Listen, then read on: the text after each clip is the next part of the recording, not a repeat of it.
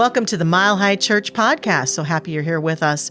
We're looking forward to hosting a workshop on Friday, November 4th with wonderful, amazing international speaker Rhonda Britton. If you want to up-level your sense of self-worth, to have a greater sense of acceptance of everything about you and your life to go out into the world with, you'll want to be with us. You can purchase tickets at milehighchurch.org. Look forward to having you with us.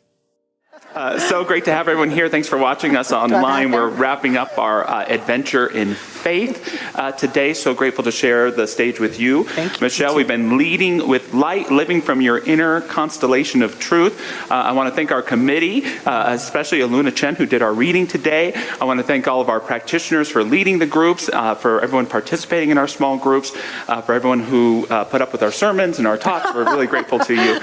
And we don't get to do this enough. Just a quick shout out to all the incredible people who create graphics for Mile High Church. Our lead graphic director, Lindsay Portencazo, so grateful to her. She works as hard as any of our staff members here to make this place great. Really grateful to Eva Thinke and to Lana Fujimoto, who created all of our small group materials. And so they put on tons of time.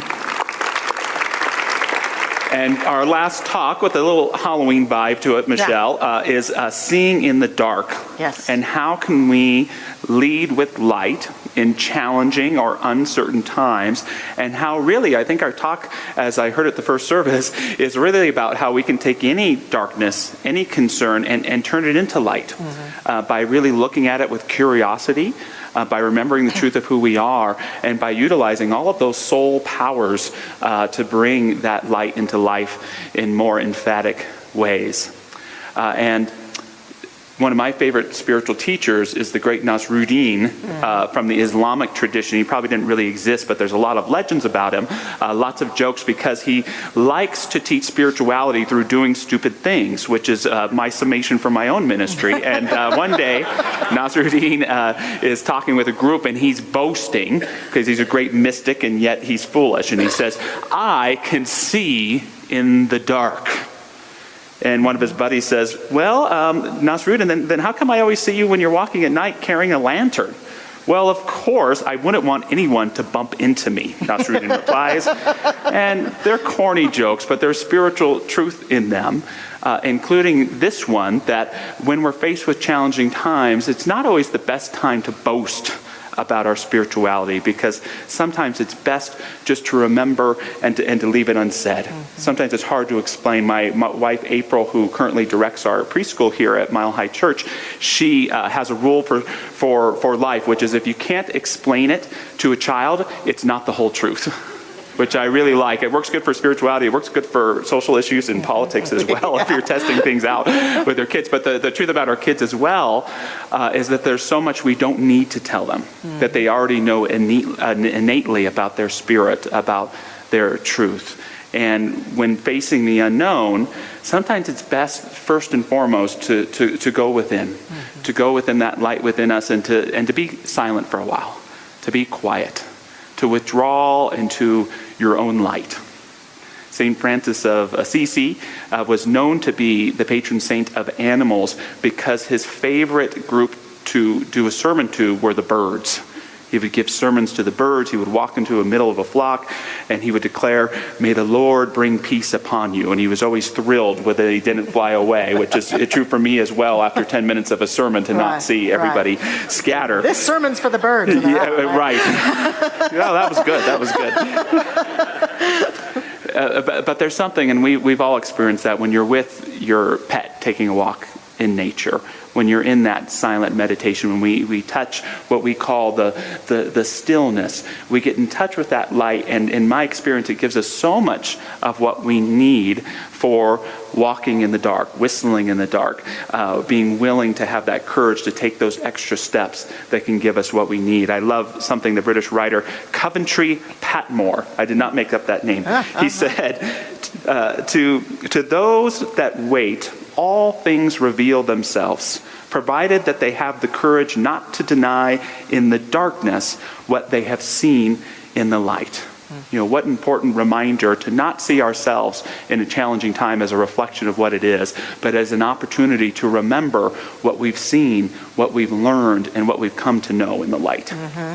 That's beautiful, Josh, because what you're pointing to is that our journeys through dark times, through dark experiences, are temporary experiences. The truth about us is that light that you're talking about, right? That true essence that shines itself in our life. Absolutely, Mm-hmm. and I know you're about to speak to this, but I love something Carl Jung once said. He said that there are some flowers that bloom only in the night. Right. In other words, we're creatures of the day, we're creatures of the light, but there's also something about who we are in the nighttime, in the subjective, mm-hmm. and even the darknesses of our lives where there are things and fruits that can grow that couldn't just in the light. Right, exactly. So those times are important times for us, and what I've been feeling into today and feel into in this teaching is that for me, the more I dance in the light in my life as a regular routine part of my daily living, the more I'm able to be with those moments that feel darker for me. Because it's like a familiar territory then. What I think happens for many human beings is that we forget to do the things in our life that help us to experience the truth about our own light and the truth about the light that is here to support and sustain us at all times. And then when a moment comes that is challenging, we feel extra lost, extra upset, extra frustrated, extra pain because we don't have that core essence of who we are. So for me, this teaching, the things that Ernest Holmes and all these mystics have taught us throughout the ages, cause me to say I'm maintaining my relationship with the light of my being throughout my everyday life for my own daily living, being able to bring it and share it and shine it and express it. But I also know, and this is one thing I want to say, is that every human being I just looked down and saw a cat in the front row. Woo! Every human being has moments of what we're talking about around darkness. If you've had them or are having them or may have some in the future, you're normal. This is part of the livingness of life. It's part of the dance of life. And it's an invitation, a constant invitation for us to grow and expand. And that's a huge part of what we're talking about. And the more we've made friends with the light, the more we can move ourselves through those challenging times of the darkness. And so one of my first points today, I have a couple points I want to share. The first point is that even in the darkness, there is light. Now, this is true physically.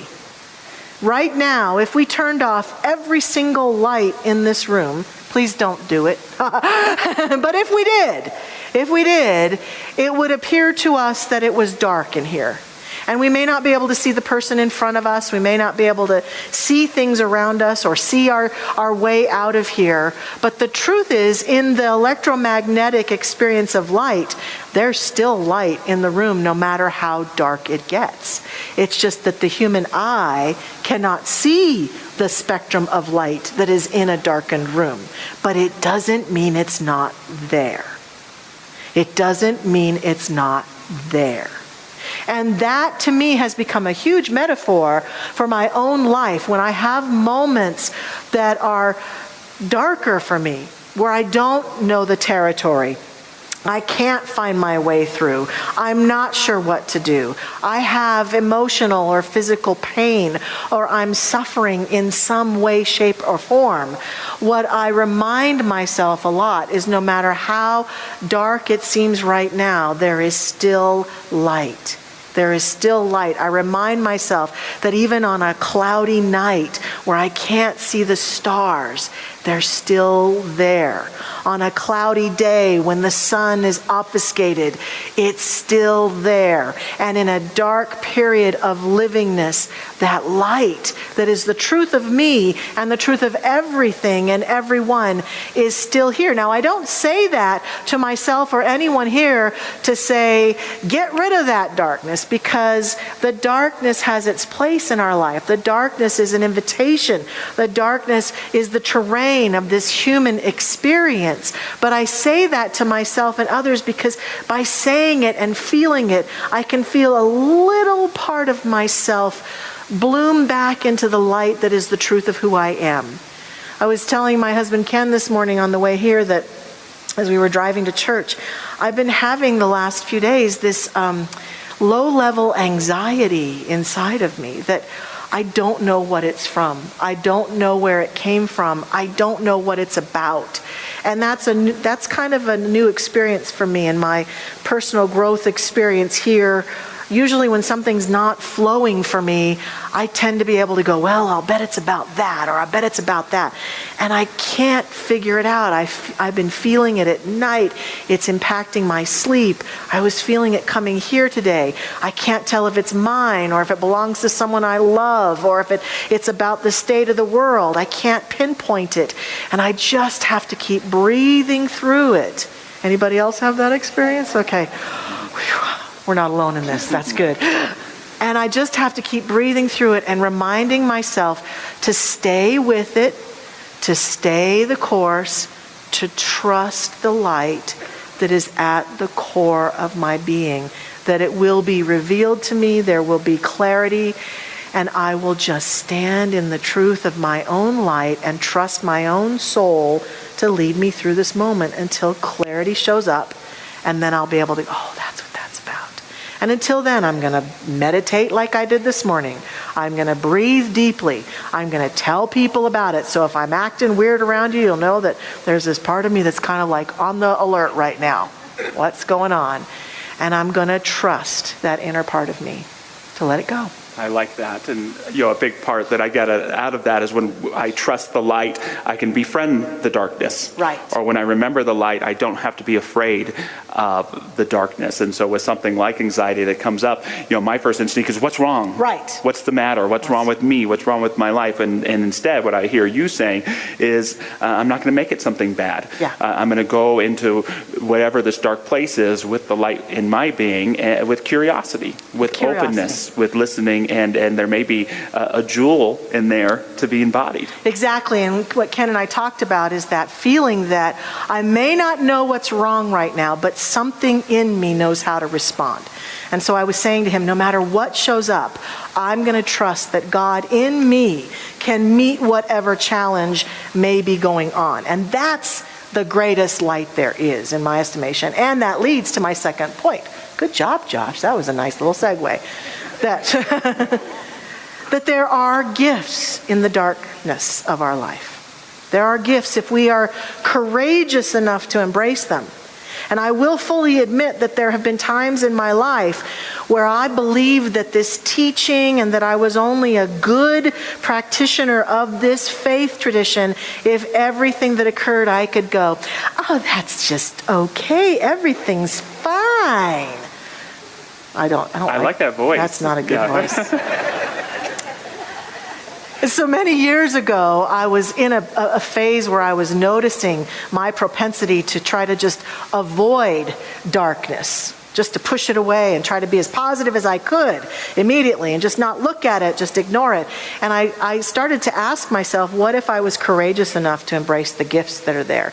And so I noticed that in my personal life, I was going through this period where I was working very late at my former church, almost every night, on projects or teaching classes. And I would come home and we had a little toddler and he would be in bed and my husband at the time was probably in bed sleeping because he was so exhausted from the toddler's activities, and they would go to sleep and turn all the lights in the house off. And so I would walk into a horribly dark house. So I would walk in from the garage where there was light and my eyes were fully attuned to the light, close the door to my home and be immediately ensconced in darkness. And it was even more dark because my eyes needed to adjust. And I would have these panic moments like, where's the switch? Where's the switch? I got to get the light on. And I started saying to myself, this is exactly how I'm behaving about these challenging times I'm in right now.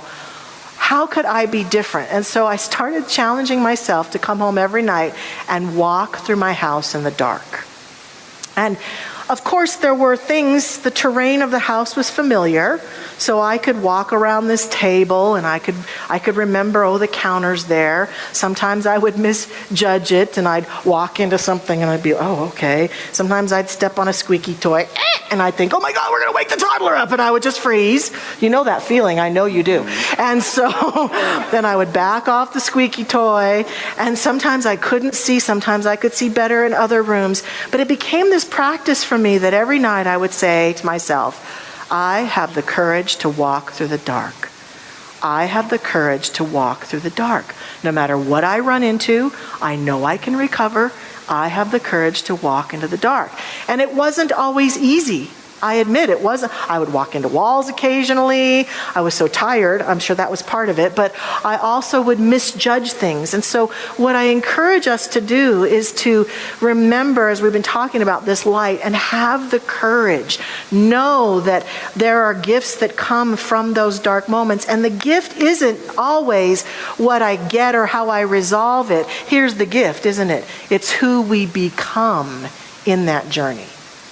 And who I became in that time as I challenged myself to walk through the darkness of my own home was a more courageous minister, a more courageous person who could meet the challenges that we were facing at that time that felt so dark and challenging to me and daunting. I love that. I love something else that Carl Jung said. He said, I am not what happened to me, I am what I choose to become. Yes. And we can't always choose to have the lights on wherever we are. And we have to find our way. I hope there was no falling down the stairs. There could be don't try this at home aspect house. to this. Okay. No stairs at all, thank goodness. But to remember, even in those dark times, that the light is working, that it's working within us, and to trust that it's a part of our greater becoming. I love that. Mm-hmm. And part of what that takes is intuition. And so the last point that I want to share today for how to see in the dark is to develop your intuition.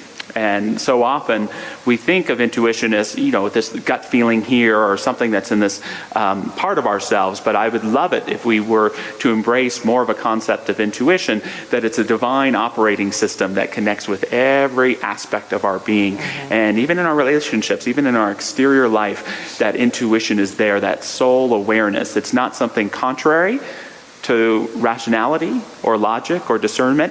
When they go together, we're really living a whole life. And that intuition especially helps in our darkest times. One brilliant member of our Adventure in Faith committee, her name is Reverend Lauren Martin. She's right there. You want to stand and say hi to everybody? Look at that hair. And I'm going to quote her from our Adventures in Faith material. So if you want to read the whole essay, it's in this week's material. She says, "It is easy to miss the lessons and gifts that come from going through the dark forest, experiencing all the fears, doubts, and insecurities, and following the light to the other side. But where does this light come from?"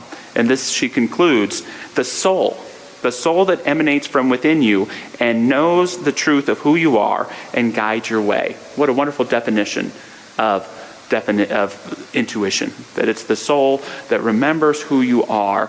And the best thing that we can do is to prepare and practice and bring it forth in unique ways. Another great source of wisdom in our church is the Reverend Kay Johnson. Yes. Her and Reverend Linda Rangel are actually putting on a workshop next Sunday after church on intuition. So it was a great chance to communicate with Kay. And she said that one of the points in the workshop, to give you a bit of a preview, is to create space for intuition. She says that meditation is the best way to do this. Anything that allows you to be present, because being in the present, being fully present without depending on anything in the past, is a kind of being in the dark. It is. It's a kind of not knowing. It really requires trust. And she shared a couple techniques that she'll be sharing at the workshop. One comes from our own Dr. Roger, who said that he gets some of his best ideas for talks by free writing. That he would sit and meditate for 30 minutes or 60 minutes, just grab a paper and pen, and no punctuation, no capitalization, just write. And it's amazing what intuition can come up, the big fish, the jewels that are within you, these grand ideas that are just waiting to come forth if we can create the space for them. She also suggests having a dream journal. To put a journal by your bed and to write a question before you go to bed about something you want to know or learn about, and then immediately when you wake up, get to writing. It's amazing, as they've sometimes said, the last great discovery is ourselves, to go into this inner world and to invite your soul to speak to you through images, through story, through feeling, through all of these different sources, to know just how much wisdom and light there is within us if we can create that space to bring it forth.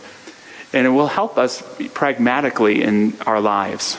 I've been so impressed by our kids moving through this pandemic time, our littlest ones, all the way up through our teenagers and young adults, and our son just turned 18. And I'm also so impressed by the parents, because we know that we had to move through dark territory, through unknown times. Your kids are sent home from school and they may not get back for months, and they're on the Zoom doing the classes, and some of them love it, but some of them it's not working at all, and things that you could normally do as a parent before are different now. Right. You know, did you finish your homework is now an uncompassionate question. You know, as opposed to get home by 10, it becomes, here's $10, get out of the house, go to 7-Eleven. You know, we've had to work through these, and our kids have had to work through so much, and yet, you know, so many, it's been incredible to watch them graduate. You know, our son graduate, to get into college, to discover their own resilience. And as parents, we want to protect our kids. You want to control a little bit. Is everything okay? And there's something about intuition that can let us know when to yield, when to trust, to say that there is wisdom in this person that I love. There's wisdom in me. There's wisdom in life that can help guide us through this dark experience, and perhaps to even become someone greater because of it. Right. Yeah, become someone greater.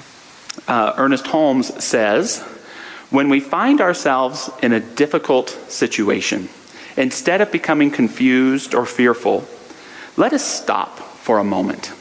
Get away from the argument that tells us that we do not know what to do. Get away from the argument that tells us we do not know what to do. And begin to affirm, there is a presence and power and intelligence within me that does know. Do you have a circumstance, a challenge, a dark area in your life where you've been asking yourself, what am I to do? Or I don't know what to do? Anybody? Most of us here. Well, let's bring it to mind. Let's bring it to heart and affirm this statement together. There is a presence. There is a presence. And power and intelligence. And power and intelligence. Within me that does know. Within me that does know. Let's just open up to that possibility, and you might be surprised and delighted about what comes forth. Holmes continues, there is a presence and power and intelligence within me that does know.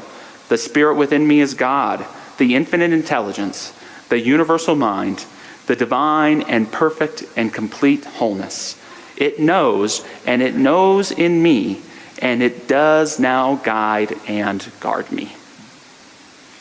I think that all of this tells us and invites us to remember that we're all more filled with light than we realize. We are all more filled with wisdom than we may realize, and that a huge part of walking through these times in our lives that can be challenging is to surrender into that and to affirm that and to claim that and to accept that for ourselves. And one last thing that I'll add that I didn't add at the last service is to share it, because I know that I get inspiration by hearing the stories that I get to hear from people in classes and people we talk with in this church, to never hide our light under a bushel or our dark moments. Let us share with each other how we've walked out of dark times, how we've been able to step into our own wisdom, because we can inspire each other in powerful and profound ways. So thank you for this wonderful adventure in faith, Reverend Josh, and all of the committee and all of the beings who helped make it happen. I feel blessed, don't you? Yeah, very blessed. We're going to step into prayer time now, so I invite our practitioner prayer partners to stand with us in this activity of prayerfulness. I invite us to imagine light right now.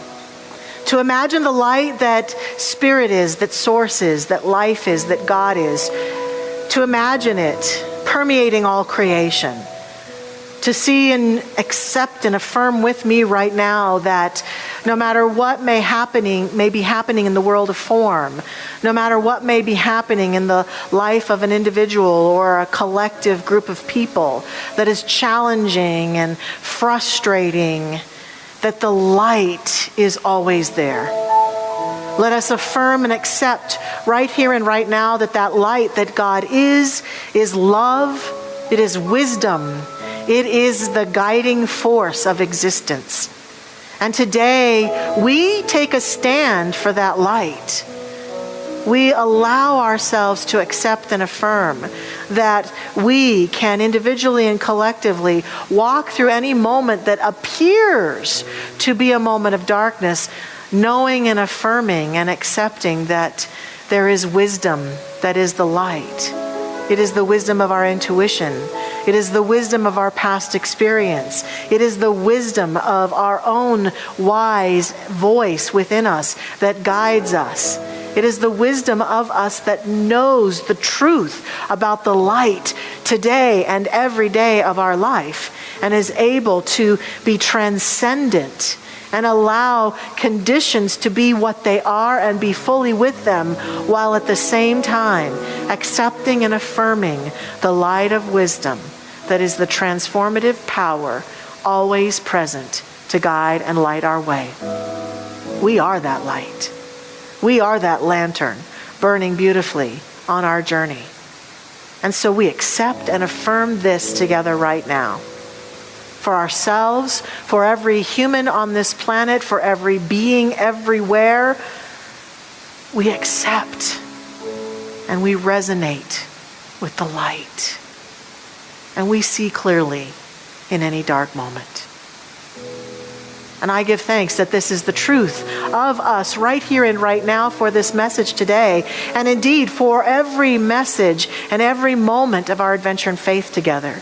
I accept and affirm that every word that has been spoken here on these Sundays, that every group experience, that every person who's been with the materials that we offered online has experienced an up-leveling of their own sense of themselves as light, and that we walk forward as a community from this place today out into the world beyond Mile High Church in faith, as faith. We are blessed. And I give thanks that this is so right here and right now as I release this prayer gladly and willingly into that beautiful law that simply makes it so. We let go, we let God, we let it be. And so it is. Amen. Thanks for listening to the Mile High Church podcast. This podcast is made possible by the generous contributions from listeners like you. To make a donation, please visit milehighchurch.org.